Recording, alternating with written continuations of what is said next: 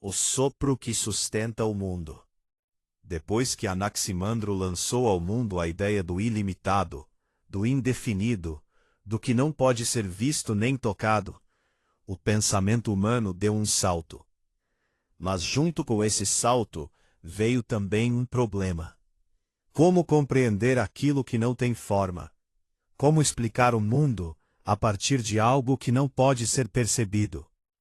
Foi nesse ponto de tensão entre o visível e o invisível que surge um novo pensador, Anaximenes. Um homem que não rejeitou seu mestre, mas também não se contentou com ele. Ele olhava para o mundo, mas não apenas para as coisas sólidas. Ele observava algo mais sutil, algo constante, algo silencioso, algo que estava em todo lugar, o ar. Mas não era uma escolha aleatória. Não era apenas dizer, tudo vem do ar. Anaximenes estava tentando resolver um problema muito maior. Como o mundo muda. Ele percebeu algo que ninguém antes tinha explicado com clareza. Que a realidade não é apenas feita de uma substância, mas de processos. E então ele trouxe uma ideia revolucionária. O ar se transforma. Quando o ar se expande, se torna mais leve. Ele se torna fogo. Quando o ar se comprime, se torna mais denso. Ele se transforma em vento, depois em nuvem, depois em água, depois em terra. Chegar à pedra. Pela primeira vez na história do pensamento, alguém não estava apenas dizendo o que existe, mas explicando o mecanismo da transformação. E aqui está o detalhe mais profundo. Anaxímenes não abandonou o invisível, mas também não ficou preso ao totalmente abstrato. Ele escolheu algo intermediário. O ar não é visto, mas é sentido.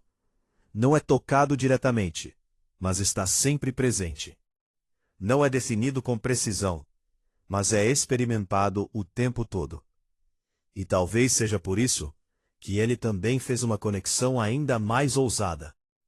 Ele disse que, assim como o ar sustenta o mundo, o sopro sustenta o ser humano.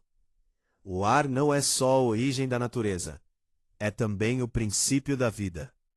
E aqui, quase sem perceber, Anaxímenes começa a aproximar duas coisas que estavam separadas: o cosmos e o ser humano. Ele constrói uma ponte silenciosa entre o mundo e a vida. E ao fazer isso, ele resolve de forma elegante o problema deixado pelos anteriores. Tales de Mileto trouxe o concreto. Anaximandro trouxe o abstrato. Anaxímenes trouxe o processo. Mas talvez o ponto mais importante não seja o ar em si, e sim o que está por trás da ideia. A realidade não é estática. A realidade não é fixa. A realidade está em transformação contínua. E mesmo sem saber, ele estava preparando o terreno para algo ainda maior, para um pensamento que viria depois, e que levaria essa ideia ao extremo. Anaxímenes não apenas buscou a origem das coisas, ele tentou entender como elas se tornam o que são. E talvez tenha sido ali, no movimento invisível do ar, que a filosofia começou a perceber que o mundo não é feito apenas de matéria, mas de transformação. Está gostando? Curta, compartilhe, comente.